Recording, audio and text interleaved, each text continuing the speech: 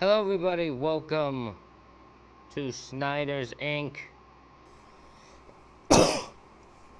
Today, we got another timeline video. And this one is timeline 1974.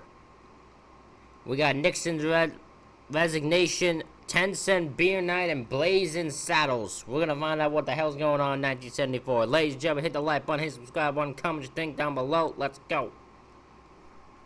1974 was the year everything changed. Personally figured I was watching something that somebody else would never see again in the world. Americans learned the president wasn't untouchable, or even that trustworthy, causing a ripple effect of disillusionment. But the year also saw a microbus full of classic shows, movies, and music make their mark on pop culture history.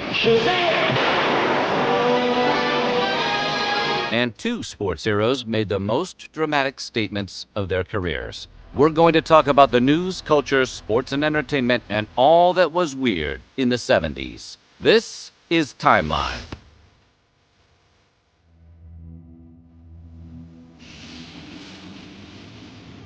Get ready for an abrupt turnover at the White House like you've never seen before, because today we're talking 1974.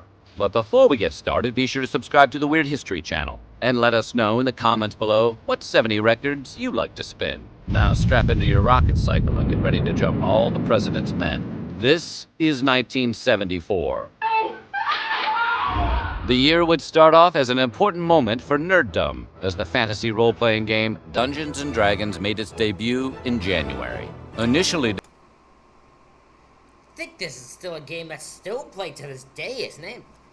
Am I right with that? Is Dungeons & Dragons still like a popular game these days? developed by Dave Arneson I think they turned into it's just a freaking turned into a movie, God's sakes. and Gary Gygax, and published by the group's homegrown company, Tactical Studies Rules. D&D borrowed heavily from miniature wargaming and Tolkien's Lord of the Rings to become the first tabletop RPG. While it initially frightened mothers around the world, resulting in a brief satanic panic and a pretty quaint movie starring a young Tom. Really? You pathetic, you people in 1974 were so quick to come up with anything that the thought of a role-playing game involving Vikings and all that. You're like, well, this has to be witchcraft. This has to be satanism. There's no other way. There's no other solution, but it has to be involved with that. Jesus Christ. You don't need to get a grip. Tom Hanks. I have spells. I'm going to fly. D&D has hung around like a lich in a tomb for over 40 years, giving creative nerds around the world a groovy new social outlet. Decidedly ungroovy, President Richard Nixon signed the Emergency Highway Energy Conservation Act on the second day of the year, creating a national speed limit of 55 miles per hour. The act was a response to the OPEC oil embargo enacted the previous year, which threw the U.S. into one of the worst energy crises of the 20th century. The new, lower speed limit was meant to force American drivers to be more fuel efficient. And it stayed on the books until November 28, 1995, nearly 20 years later. Most people do travel over 55. Most people that travel interstate go 60, 65, or 70 anyway. Apparently, lobbyist Sammy Hagar's work finally paid off. Speaking of music, The Joker by Steve Miller Band hit the top of the Billboard Hot 100 on January 12th. The meta-stoner anthem, peppered with references to the band's earlier songs and a Hall of Fame nonsense word, has sold over 5 million copies in the U.S. We still don't know what the hell a pompatus is, but we dig it. Can I talk to you for a minute, Fonz, outside? Yeah, we'll talk right here. Well, it's kind of personal. Oh, personal, yeah. Hey, Vivian, go out and find me a fallen star, will you? Be back in 5 minutes. I don't have a watch. Hey, count one, Mississippi. She's got great lips. What's the worth of a man? For Steve Austin, it's $6 million. $6 million man. Anyone who knows anything about wrestling, I don't think they'll mention wrestling ever on here. But, it would be $6 million man. That would be the reason Stone Cold Steve Austin didn't want to be called Steve Austin in his career. Because he didn't want to feel like he was being stealing the thing of the $6 million man. But, he went with it anyways. In dollars. Steve Austin is the $6 million man, and he's worth every penny. In late January, McDonald's CEO Ray Kroc threw down a few stacks of his McMillions to buy MLB's San Diego Padres. Kroc, who had retired from running the Golden Arches the previous year, made quite the steal purchasing the Pods for a cool $12 million, preventing a move that would have relocated the Padres to Washington, D.C. Heading into the 1st of February, 21-year-old University of Washington student Linda Ann Healy vanished from her apartment in... I don't know if this is something to really put on the timeline. I'm like, hey, it was on this day that Ted Bundy got his first victim. I shouldn't be on here. That's not even funny to put on here. What the hell? That's so... This woman was someone's just first victim. This woman probably had her innocent life taken. We're just using her as part of statistics. In the early morning hours of February 1st, Healy's remains were discovered by forestry students on Taylor Mountain in Sonoma County, California, a year later. Although nobody knew it yet, Healy was the first documented victim of Ted Bundy. Bundy was not done wreaking havoc. More on him to come later in the 70s. The next day, pop icon Barbra Streisand scored her first #1 hit with The Way We Were, which hit the top spot on the Billboard Hot 100. The first EGOT winner, that's Emmys, Grammy, Oscar, and Tony, was already an established singer and actress. In fact, The Way We Were was the theme song of... Why the heck are we gonna think of Tony? What the hell are the Tonys Awards? That can't be still a thing. What the hell are the Tonys?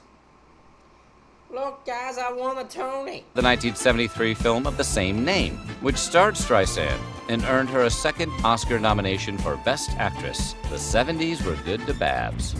2 days later, 19-year-old heiress Patty Hearst was abducted from her apartment by the Symbionese Liberation Army on February 4th. The leftist terrorist organization dragged Hearst, who was millionaire publisher William Randolph Hearst's granddaughter, into their car in a hail of gunfire and demanded that the Hearst family distribute millions of dollars of food to needy people across California. Mr. Hearst wants to save his daughter.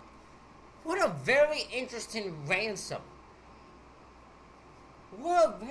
So they kidnapped this girl, this like millionaire dude, and instead of being like, we want a bunch of money to us, we're like, no, we want you to send millions of dollars worth of food and send it to needy families across the country. And that's a very noble man, like, very proud ransom. Like, that's a very nice ransom to have.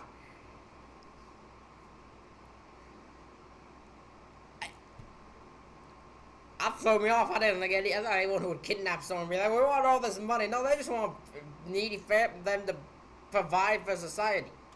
Each Tuesday, Thursday, and Saturday for 4 successive weeks, each person with one of the listed cards can go to publicized stores and pick up their food. The family attempted to comply, but the kidnappers didn't release Patty. Something much more unexpected happened. 2 months after her abduction, a surveillance camera caught Hearst helping the SLA rob a bank in San Francisco. She then released a statement declaring that she had willingly joined the organization.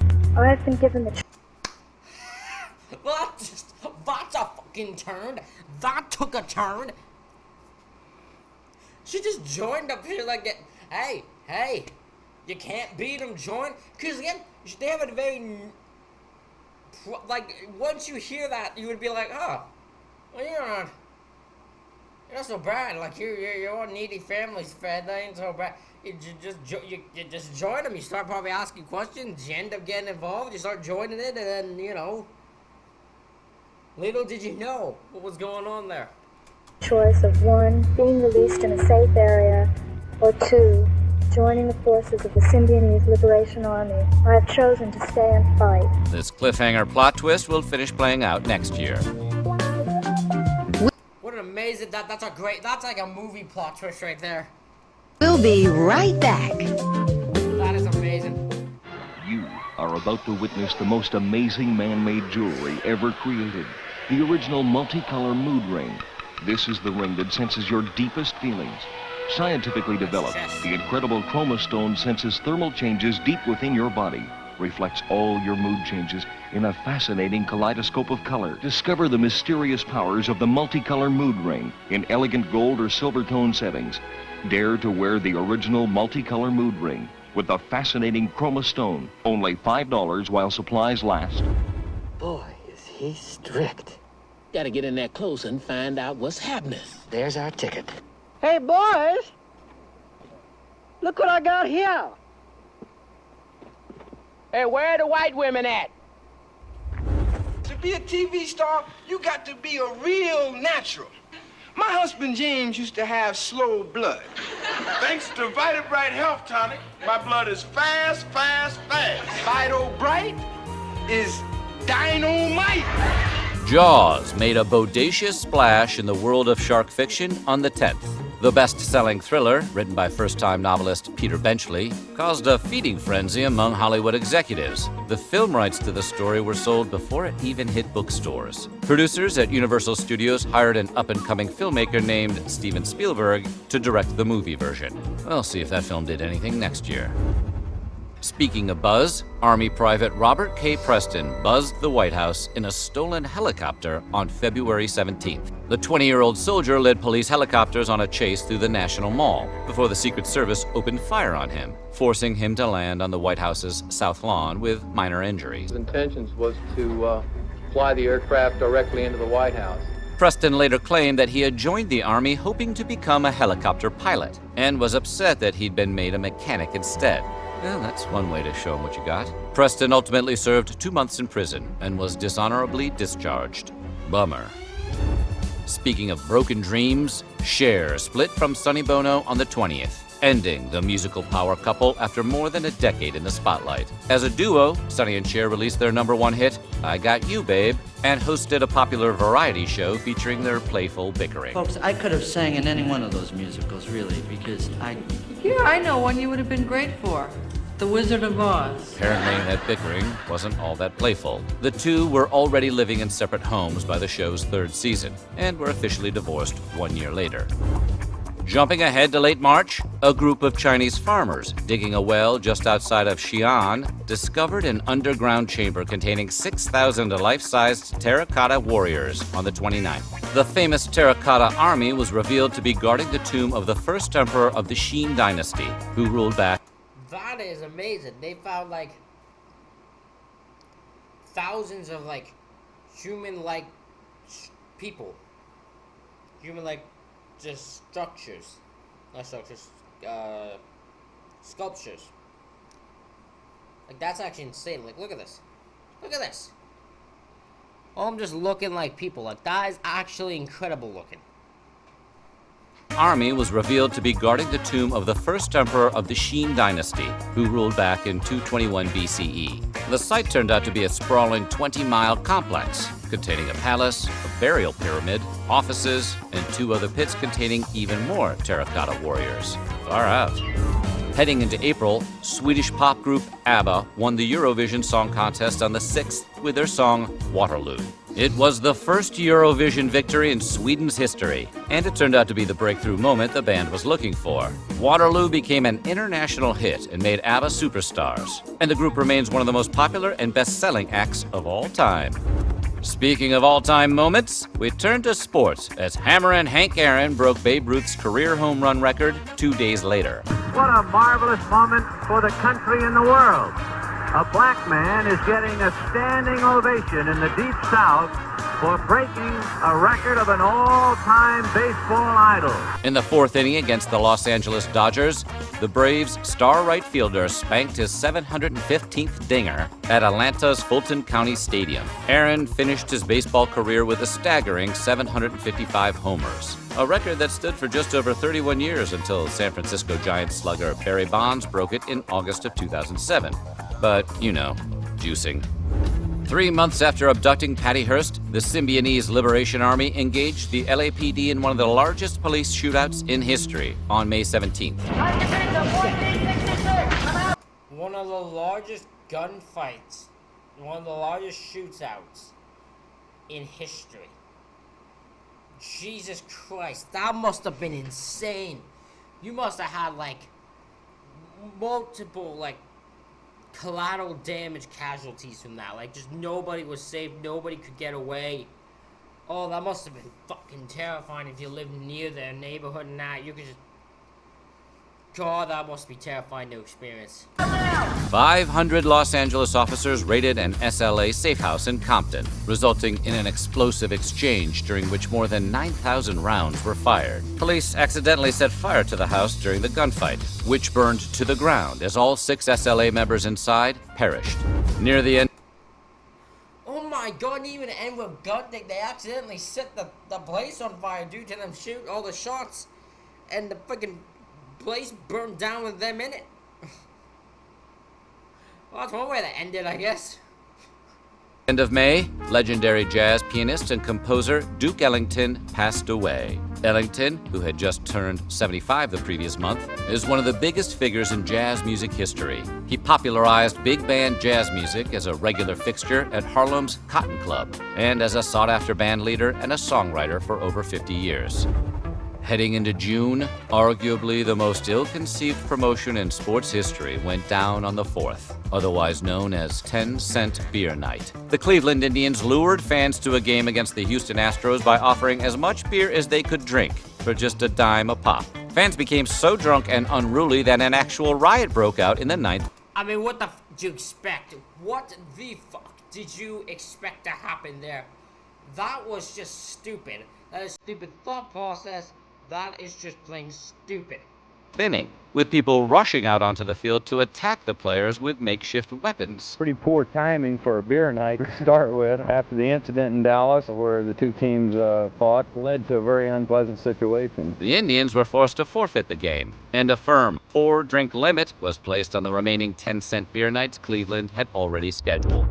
In mid-June, Washington Post reporters Bob Woodward and Carl Bernstein published their explosive nonfiction bestseller, All the President's Men. The book was a detailed collection of the duo's ongoing investigation of the Watergate scandal, including Woodward's meetings with the mysterious Deep Throat, an inside source who provided the journalists with vital information. Deep Throat was later revealed to be FBI Associate Director Mark Felt, although Woodward and Bernstein kept his identity a secret until Felt revealed it himself in 2005 at the age of 91. We'll be right back.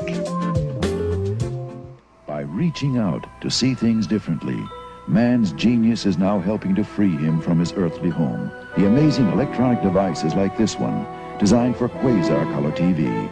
It's part of our continuing improvement in 100% solid-state design, where solid-state devices contribute to your confidence in the set you buy. Reach out for Quasar!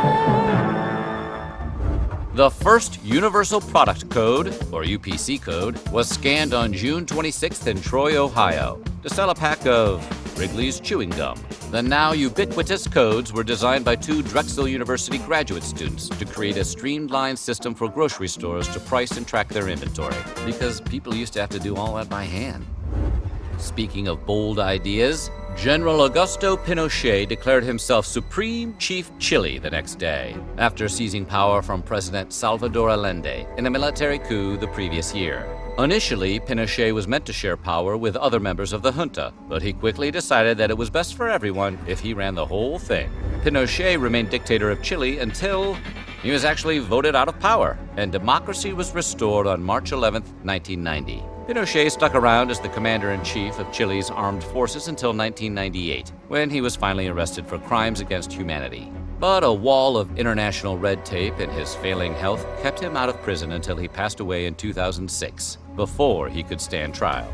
3 weeks later, former Beatle John Lennon was ordered to vacate the United States in 60 days on the 18th of Hey July. Yeah, we know he didn't write that song, but he should have. Come on, it's about his son. The deportation stemmed from a 1968 marijuana charge the songwriter had received in the UK. Lennon's strong anti-war stance, coupled with his popularity among young Americans, made him a target of the Nixon administration, who believed he posed a serious threat to Nixon's re-election. But the walrus wouldn't have to sweat tricks.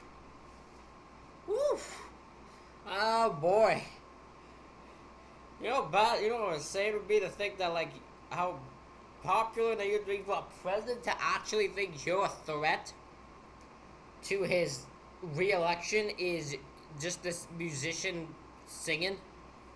Tricky Dick much longer. More on that after a quick word from Charles Bronson and the Professor. This is the story of a man who decided to clean up the most violent town in the world. Never make a death wish, because a death wish always comes true. In a story forced upon us by our producer, Neil Peart officially joined the band Rush in late July. Peart hopped on the Canadian power rock trio after original drummer left the band due to a lifelong illness. The professor would stay with the band for over 40 years. Not a bad run. Moving into August, Richard Milhous Nixon made history on the 8th when he announced to the American people his intention to resign from the office of the presidency the next day. I shall resign the presidency effective at noon tomorrow. Nixon had finally turned over his tapes of recorded conversations in the Oval Office to the Justice Department 3 days earlier, the content of which undeniably incriminated him as a co-conspirator in the Watergate break-in and subsequent cover-up. Spiro Agnew, Nixon's vice president, had resigned a year earlier in disgrace while pleading no contest to an unrelated charge of tax evasion. Gerald Ford was sworn in moments after Nixon's resignation and gave the former president a blanket pardon for any crimes committed while in office. 8 days later, punk godfathers the Ramones made their concert debut at New York City's CBGB on the 16th. Often credited with being the first punk rock band, the group churned out classics like Blitzkrieg Bop and I Wanna Be Sedated over a 2-decade career of non-stop touring and recording. They're considered one of the most influential artists of the past 50 years, which is pretty groovy for a band that never had much commercial success. Hero pilot Charles Lindbergh took his final flight on August 26th, passing into the clouds at age 72. Lucky Lindy made history in his small monoplane, the Spirit of St. Louis, when he became the first person to complete a solo flight across the Atlantic Ocean on May 21st, 1927. He made history a second time under much more tragic circumstances, when his young son was abducted from his home on March 1st, 1932, and found dead several months later. The kidnapping and subsequent slaying of Charles Jr. became known as the crime of the century. Staying with aviation news as we move into September, the SR-71 Blackbird flew from New York City to London in under 2 hours on the 1st of September, setting the speed record for transatlantic travel that stands to this day. The Lockheed jet, piloted by Air Force Majors James Sullivan and Noel Whitfield, completed its journey in 1 hour and 45 minutes, touching down in London in less time than it takes to watch a Grateful Dead concert. Wow, where does it go? Come on, let's go down and see. The time doorway cannot be used for anything until this paradox is resolved. But that means we'll be killed! You have a fine grasp of the obvious. Legendary daredevil and every 70s boy hero, Evel Knievel, attempted to jump a rocket-powered motorcycle over Idaho's Snake River Canyon on September 8th. The stunt was actually accomplished. Evel Knievel is a crazy bastard that should be looked at very fondly. This man is as crazy as it gets. Knievel had originally intended to jump the Grand Canyon, but the man told him absolutely not. Suits, they always harsh everyone's groove. Unfortunately, a parachute deployed too early, cutting the jump short in less than spectacular fashion. When I punched that fire button and that thing hit, all I saw was blue sky, but then I lost all perspective. I may have blacked out, I don't know. Luckily, and for once, Knievel walked away with relatively minor injury. It's all right. Everything's all right. What? There were 2 raccoons. The one that killed the chickens. It's Jasper out there now. He sat up and begged. It was the prettiest sight I ever saw. Why don't you guys go back to Disneyland and leave me alone, huh? Well, I hope nobody forgot the peanut butter sandwiches. If Agent Slater lays a hand on me, I'm gonna close up like a cherry stone. You're gonna be talking to my lawyer. Who's doing your material? It's really monotonous. The month of October would begin with a landmark horror film. What happened was true, just as terrifying as being there. The Texas Chainsaw Massacre. One of the most iconic movies in history. So, yet at the time was somehow seen as too violent. Despite the fact there was barely any violence there. Is amazing. No one knew at the time just how iconic this movie was. I believe this was one of those movies that at the time when it was released was brushed aside and wasn't looked at very fondly, but once you look back on it, The Texas Chainsaw Massacre.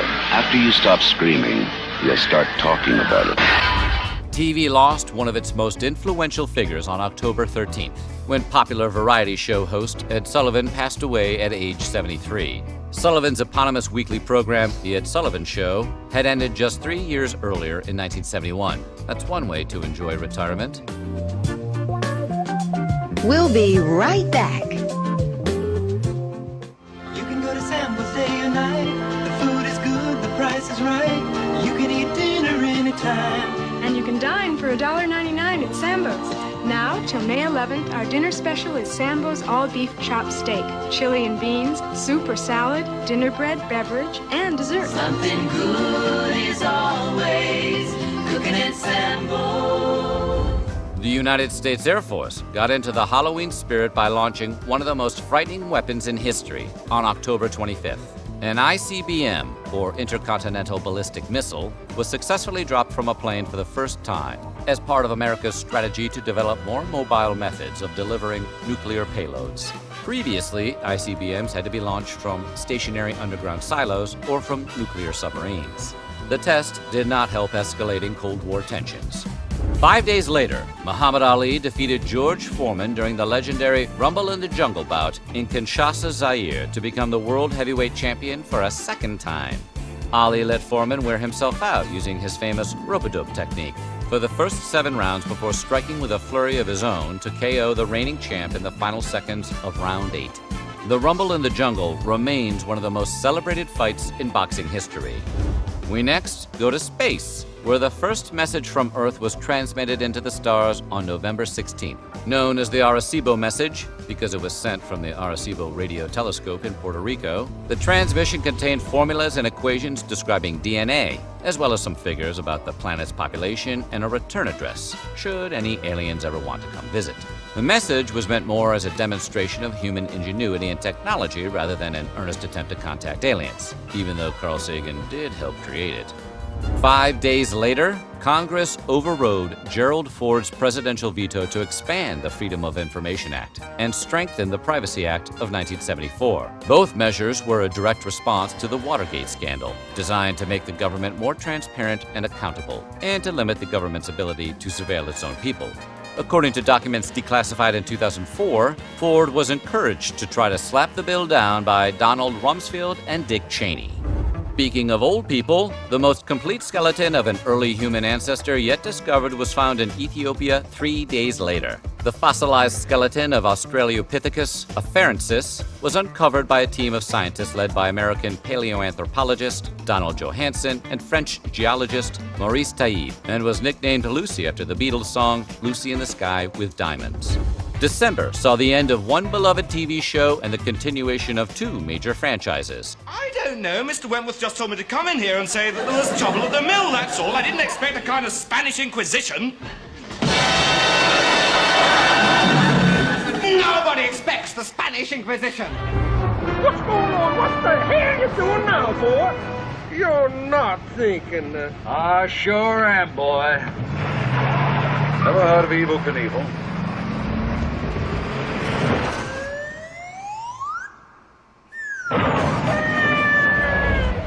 There's a plane waiting for us to take us to Miami in an hour. We'll make a big thing about it.